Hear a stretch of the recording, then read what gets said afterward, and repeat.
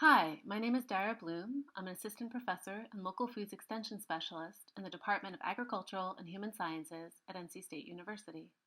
Today, I'm going to be talking a little bit about the history of the local food movement. How did people become so interested in local food? What does it mean to call local food a movement? In this long history of global trade for agricultural products.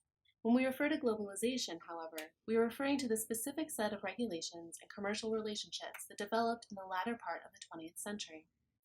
As a result of globalization, power in the food system was concentrated to a handful of corporations, including seed companies and supermarkets.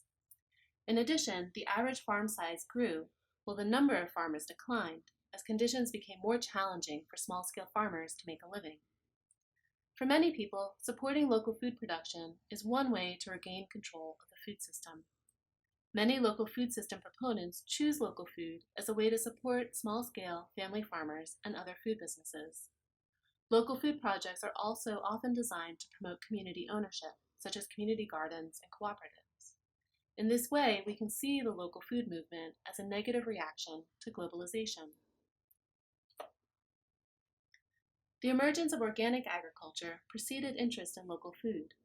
Organic agriculture can also be seen as a reaction to the changes in agricultural systems that occurred after World War II as part of globalization. In the 1970s, many people began to farm in a way that prioritized soil health and created a holistic on-farm system. Many of these farmers saw themselves as resisting a new model of agriculture that was based on synthetic inputs and which prioritized large-scale production. Since organic farming is more labor-intensive, farmers charged higher prices.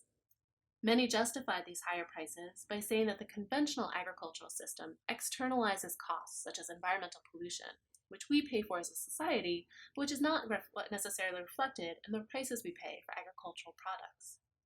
As organic agriculture became more popular, more farmers and companies became interested in it, and the US government stepped in to create a system of standards and certification that would verify that the methods that farmers were using could be called organic. In 2002, the USDA released its first organic standards. However, many people who had been part of the original organic movement felt that this standard lost the emphasis on soil health and holistic on-farm management, and instead focused only on what type of inputs could be used, with organic agriculture using natural inputs and conventional using synthetic or man-made inputs. Many felt that this was the result of corporations' involvement in creating the organic standard. As a result, many people were dissatisfied with the organic standards and turned to local food systems to support the farming practices they believed were better for farmers, the environment, and local communities. People began to feel that they would rather talk with a farmer at a local farmers market about their practices than trust the organic label, which they felt had been co-opted by corporations that were more interested in the profits that accompanied organic farming. This image shows many of the popular products in the marketplace that are organic and what major corporation owns them. As you can see, there has been increased consolidation within the organic industry, with a handful of major food companies owning the smaller companies that make organic food products. In this way, we can see the local food movement as the result of a perceived corporate control of the organic movement. What is the local food movement? You can see the reasons that people turned to local food had to do with a reaction against perceived corporate control of the food system and alternative food production methods. But what does it mean exactly to call this a movement? Have you heard this saying? Every time you spend money, you're casting a vote for the kind of world you want. Or this, vote with your dollars. These sayings encourage people to use their purchasing power to change the food system. While there can be value in people supporting farmers and companies that reflect their values, it's also important to think about the long-term implications of this strategy to effect change. If we should vote with our dollars, does that mean that people with more money get more votes? By using the market to try to effect change, this strategy reduces people to consumers and inherently excludes people with lower purchasing power. If people want to make changes to the food system so that there's more community ownership, access to healthy food for low-income consumers, and less environmental damage, then we need to think about strategies that give everyone an equal say.